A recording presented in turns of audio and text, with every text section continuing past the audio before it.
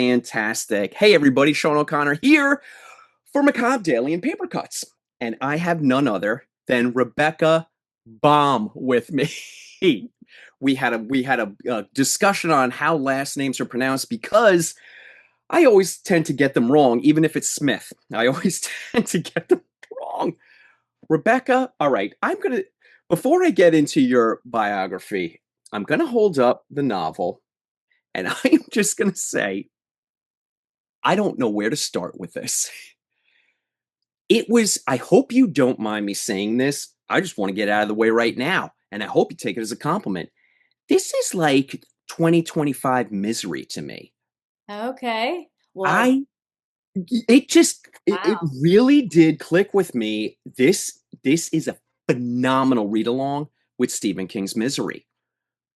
I mean, I could be different, but it's all I felt as I was going through the novel because it's about, someone who's being held captive. And we're going to get into it. I'm getting way over my skis because I want to talk about you and I want to talk about your previous work. But have you heard that yet? Have Yeah. people been okay? All right, now I feel better. I One feel of my blurbs says fans of Misery and The Fly. better. One of my favorite movies, by the way. Yeah, that's why. Look, spoiler alert, you're going to get a fantastic review from Macabre Daily. This is unlike a lot of the horror fiction that is on bookshelves right now. There's so much great fiction out there. Mhm. This stands alone, though. This really Wow. does. Thank you. Thank you. Let's And I know you read a lot and you're very embedded in the horror community. So to hear you say that is very meaningful. Thank you.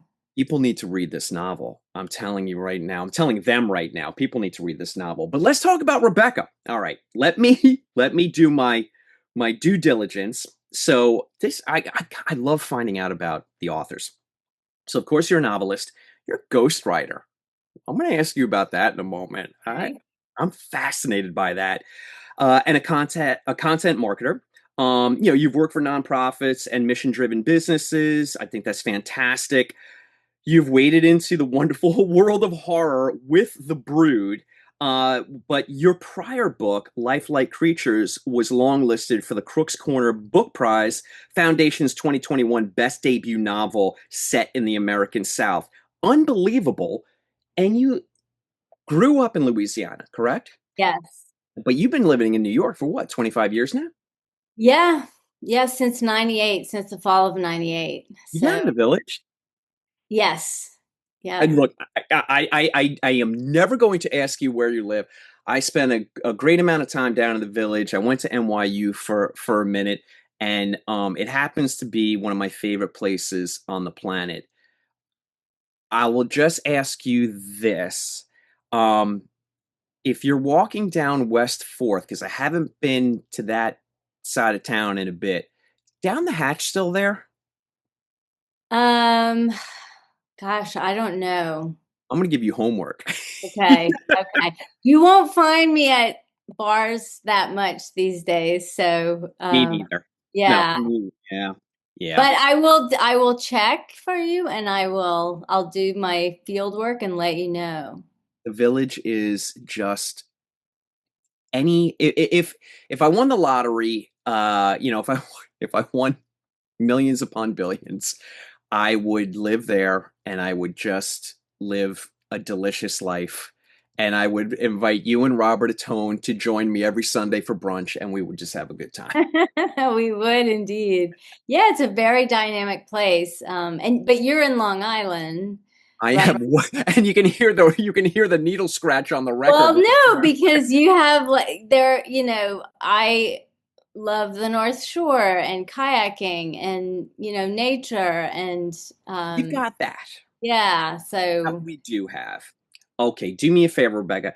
For the viewers and the listeners who are unfamiliar with you, tell us a little bit about yourself. Do me a favor though. Tell us a little bit about that ghostwriting. I'm fascinated by that. well, I wish that I was a more established ghostwriter to help you, really get your fascination satisfied. I haven't done a full length, like I would love to do that. A full length, memoir for someone would be, or biography, autobiography would be a dream. Yeah. But most of the pieces I've done have been short form or essays. And what is cool about it is that you're doing it, you're writing on behalf of another human being, and in a way it's a kind of character driven exercise. So uh to really listen to them and vibe into who they are, and then to speak in their voice. You're speaking in a voice. So for me, it was really aligned with fiction. It correlates perfectly. You really are inhibiting a character. Yeah. I don't know. I am. I'm really fascinated by it, and I think it's cool as hell.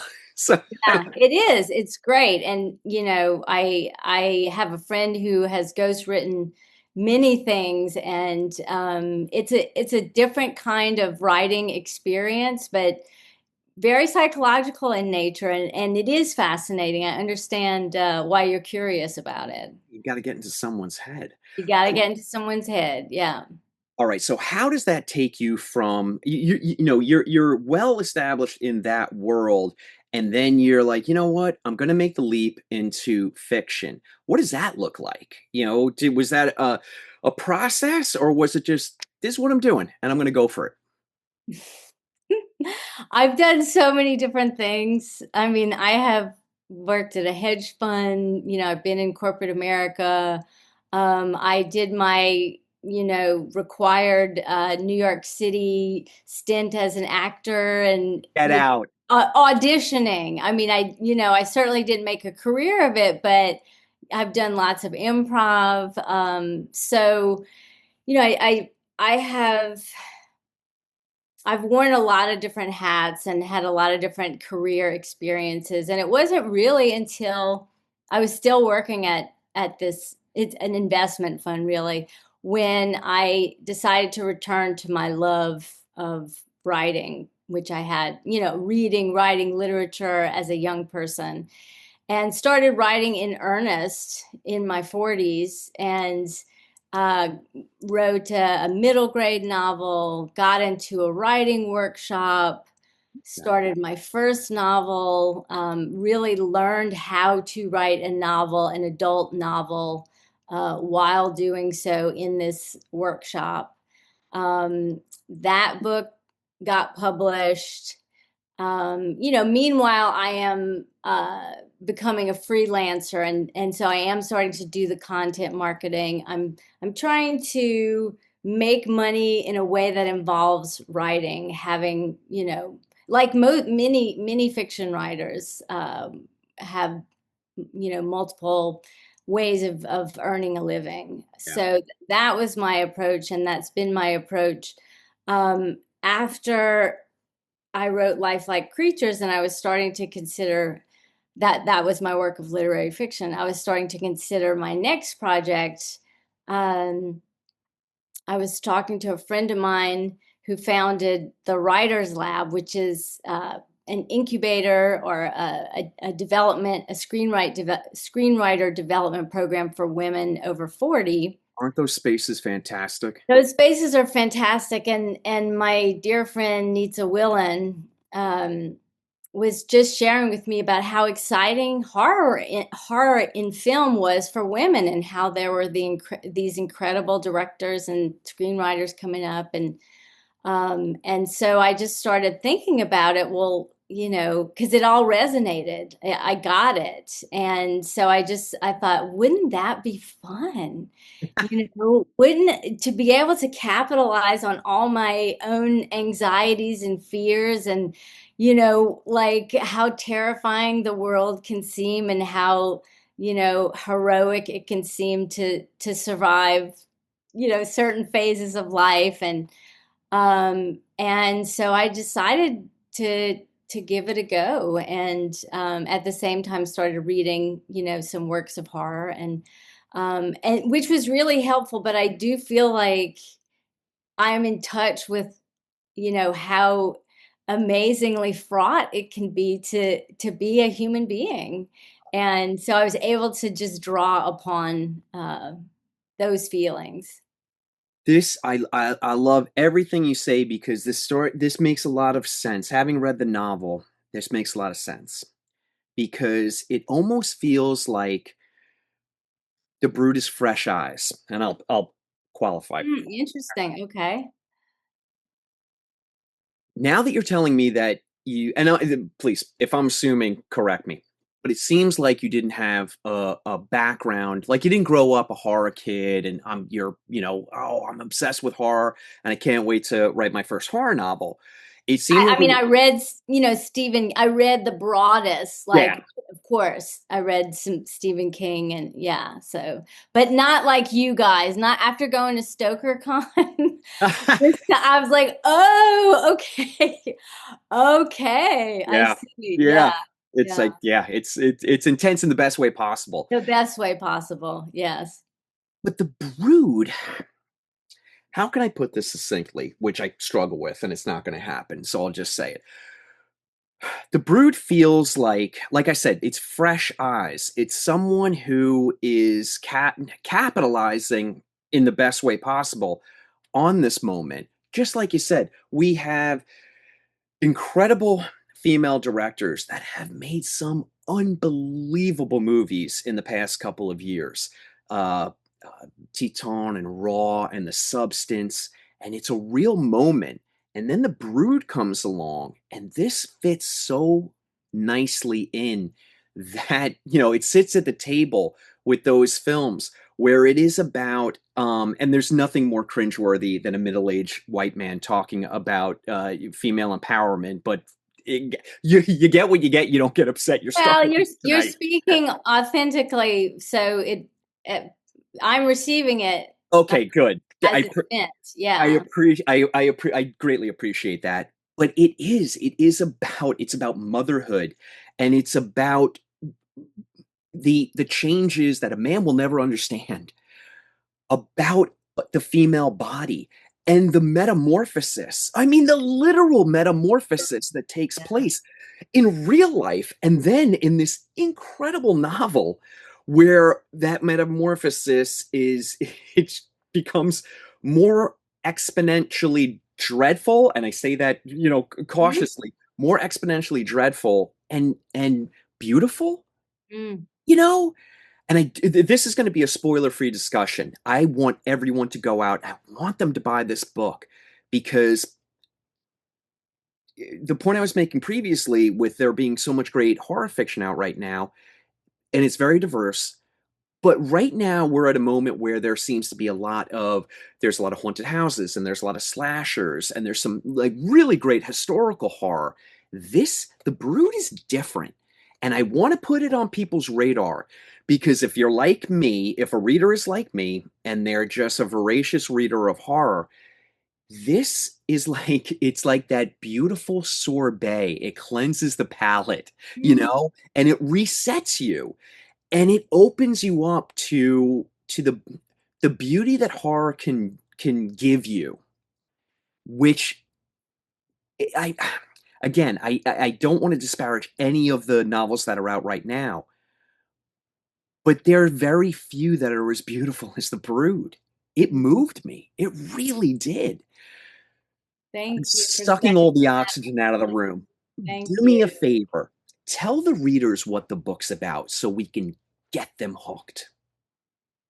Okay. I'm absorbing everything you just said. So, thank you for reading it, and I'm. It's awesome that you connected with it in that. Rebecca, this is for Yeah. you. I Yeah. mean, Thank you. well done. Thank you.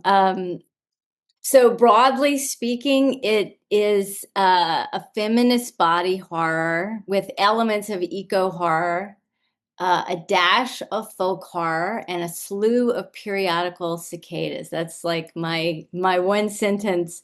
And then, the specifics of it, our protagonist is Mary Whelton. She's a cutthroat New York City lawyer, It's no joke. Yeah, no joke. She's very tough. She has, represented some unsavory characters, anything from corporations that, are damaging society to individuals who have been sexual harassers or even predators. It's very timely, by the way, this Yeah. novel. Very timely. Yes, yes. And she, so she's a tough customer for sure. She's coming from the funeral of her mentor, who she actually, had an affair with as a young lawyer, and who has, um, she actually harnessed that experience to even defend these unsavory characters.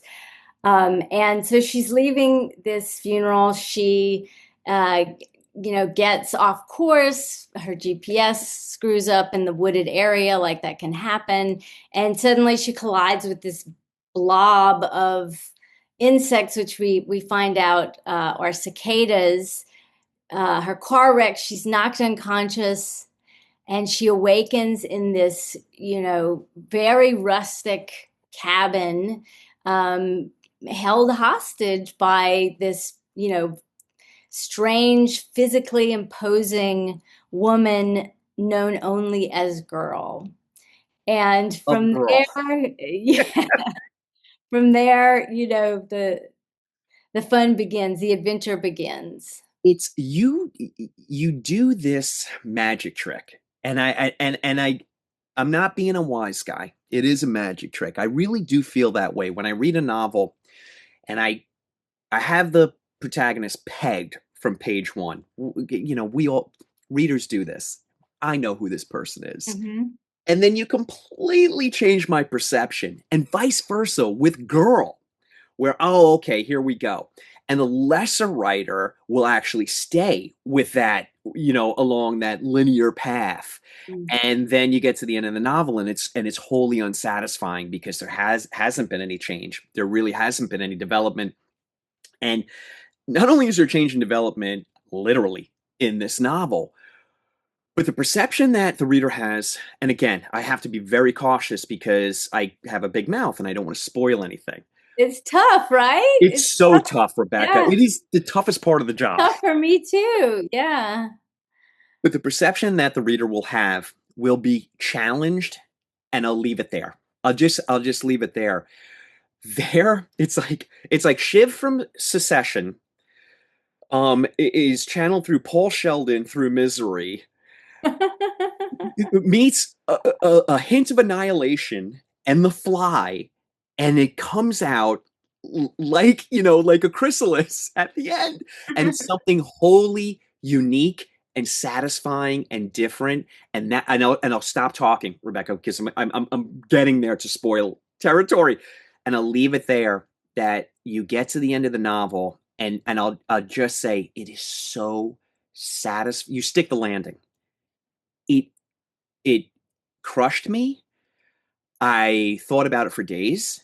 I Mm. felt at equal times great about it and challenged by it. But boy, and again, it's so ambiguous. I know the viewers and the listeners right now are like, just spit it out. I won't. Get the Brood, experience it for yourself. The highest compliment that I can give you, other than what I've already said, is it is unlike anything that's out there right now. You are a phenomenal writer. Your sentence structure and your descriptions and your settings. I mean, you should write a travelogue. I just disappear. In any place that you describe, I'm going. Wow. Wow. Thank you. Well, I will say, yeah, setting is very important. Environment. It's fascinating. If there's any, well, I shouldn't say that as a broad generalization, but I can get into some setting description. I feel like life is moving all around, and it has character, it's animated, it has a voice, it has an essence. And so to be able to kind of put that on the page is fun. It's one of the things I enjoy. We can talk about something safe without spoiling anything. Walk me through what the research was like, because cicadas play a huge part of this novel. Now, is that something that, because we grow up with that here in the Northeast, but I have to imagine in Louisiana, it's a completely different story. Yeah, well, we had annual cicadas. I mean, we just call them cicadas when I was growing up, and we may have even called them locusts sometimes because people do make that mistake. But I remember, going to in Cottonport, Louisiana, going to my little Catholic school, St. Mary's, and finding the husks of the green, the bright green annual cicadas on the trunks of the oak trees in the schoolyard. Remember that? Yeah, the dried out little Yes, body. they were so fascinating. We build little houses out of sticks in the roots of the trees, these big old gnarled roots, and the cicada shells were the occupants. Yeah, the family, the desiccated family. Oh, Yes, yes. we grew up states and states away, but we're very similar. Yes. But I didn't know about the periodical. I mean, it's possible they emerged at some point because I think the 13-year periodical cicadas are in Louisiana. Okay. And in the Northeast, the 17 years are what really get a lot of attention. I mean, I imagine you've seen them in the news, mentioned Oh, in yeah. the news. Yeah. Oh, So, so in 2020 is when Brood X was in the news, and I just was really fascinated by them, and just started kind of reading about them. I mean, do you write as well? I don't. I don't. No, okay. So, but you probably, anyway, if something interests you, you just, without an agenda, kind of just start looking Oh, into Rebecca, it. I'll go down that rabbit hole. I Yeah. will forsake family and work. It's a problem.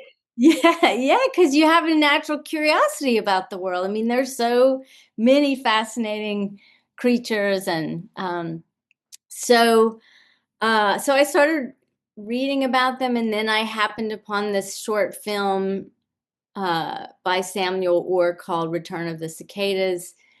I think it's like a 11 or 13-minute film, and um, it's a beautiful little documentary set to this really moving music, and it kind of traces the whole journey of the cicadas from spending 17 years in solitude underground to one spring morning 17 years later the temperature rises, and that triggers something in the cicada to climb out and shed its shell, and its wings unfurl, and it joins its brothers and sisters that it's never met or seen before, and it's this riotous orgy basically that happens, and and they're in such huge amounts because their evolutionary strategy for survival is predator satiation. So they're not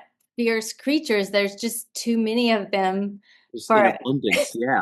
yeah, yeah. So and anyway, the film showed all of this, and it managed to capture both like the beauty and how astounding this phenomenon is, but also like ew, Right? bugs. And they've been underneath us for 17 or 13. Yes, and God. it's something about, especially when they're moving on the ground before they've come out of the shell, they have a roach-like kind of It movement lends to them. itself to horror so Yes. So beautifully. I was like both like, oh, moving and moved, and just have had the creeps. And Yeah. so that I was like, yeah, there's something there. Like, and I started plotting the horror novel already. So I was like, Are how you a meticulous plotter? I think it's nice to have a structure. And again, I'm still a pretty new writer, so my approach is evolving and probably always will be evolving, but I think it's great to have when you sit down to have a direction. Yeah. And then I had that and it changed many, many times. So to have the flexibility to do that if you get a new idea or something occurs to you or some cicadas show up and you're like, let's get those guys in there. Come on, gang. Yeah. Come on, guys. It's so funny because I talk to so many authors and I always ask them the question, are you a plotter or are you a pantser? And most of the time they'll say, I'm a plotter. I have to have a roadmap and I have to have a structure. But every now and then they'll tell me like, well, I was kind of a pantser on this one novel and it shaved years off my life. So Mhm. like I Mhm. immediately went back to structure and plotting it out.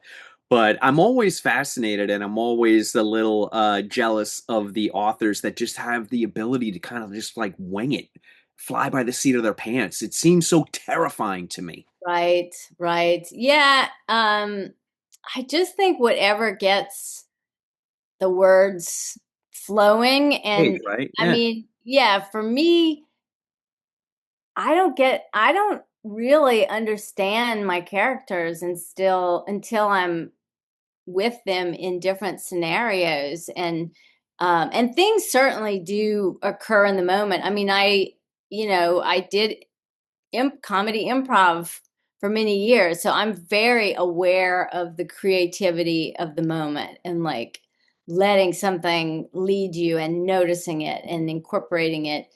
um but even aside from that, like I know my characters more and more as I write them, and that in turn is going to inform the interaction between the characters and the direction of the stories. Like it's this relationship, it's this um a relationship that feeds off of itself even Yeah. as it's unfolding. And then it turns into something that's organic, like you said, you get to know your characters and you get to know who they are, so they start making decisions for you, so to speak. Yeah, Yeah. yeah, yeah. Okay.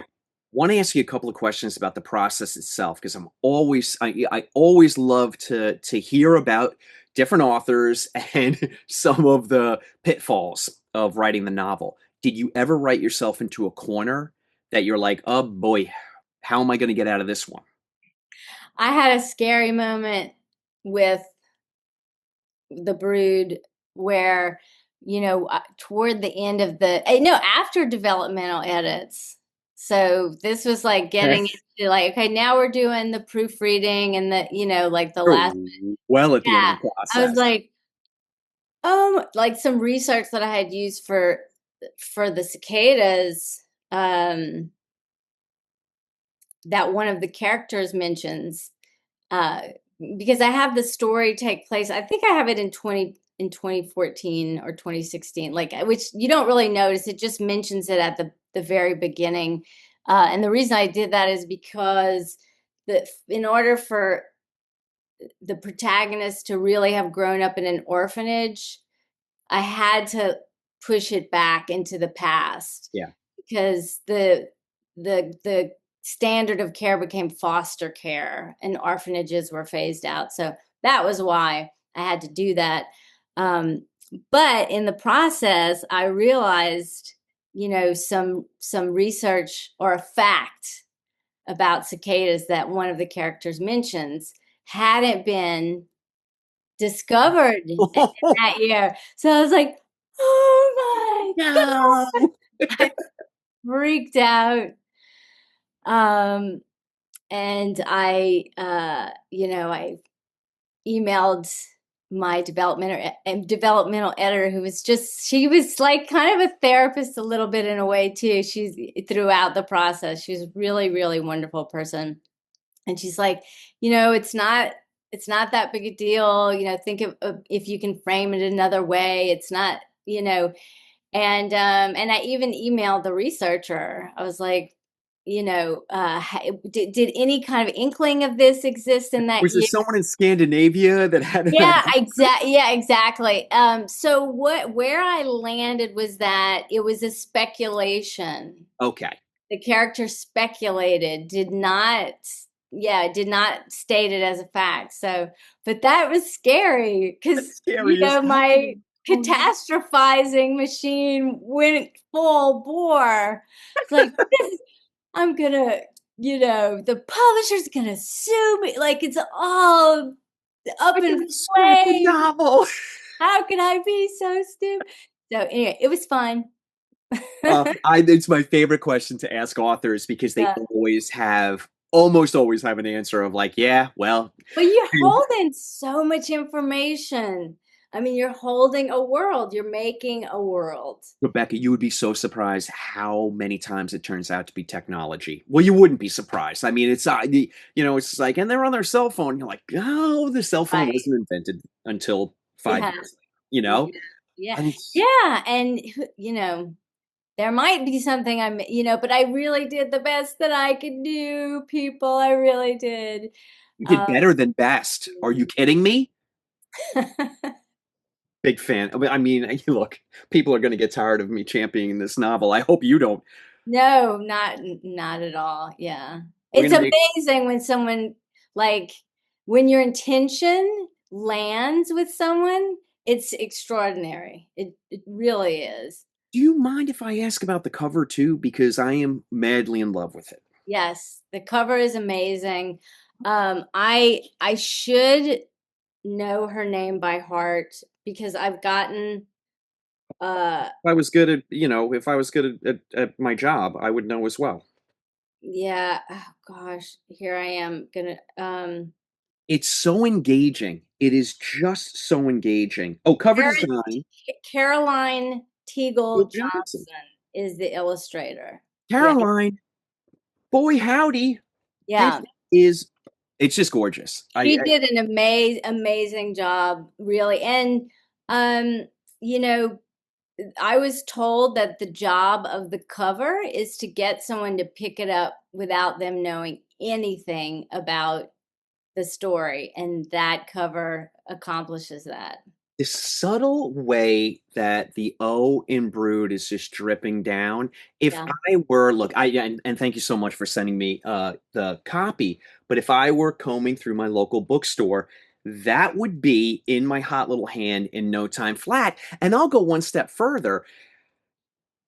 On my bookshelf, you know how you have you've got all your books. This is a facing out book because of this cover. This is a Oh, facing out cool. book. A facing out book. Awesome. There aren't many. That's an This is honor. one. Is. All right, Rebecca, tell us about what is next. Also, could you please tell us about how we can support the Brood? Are there any events or anything that, that people within the tri-state area, because I know we're both New Yorkers, can, Yeah. can go see? Yeah. So you can follow me on Instagram. It's And the Baum. link is right below, by the way, people. Links Oh, okay. below. Yeah, that's like mainly where I'm communicating. It's just simpler for me because I'm not like a natural social media person, but I really am open to using it well and having fun with it. And so you can observe my best efforts to do that there.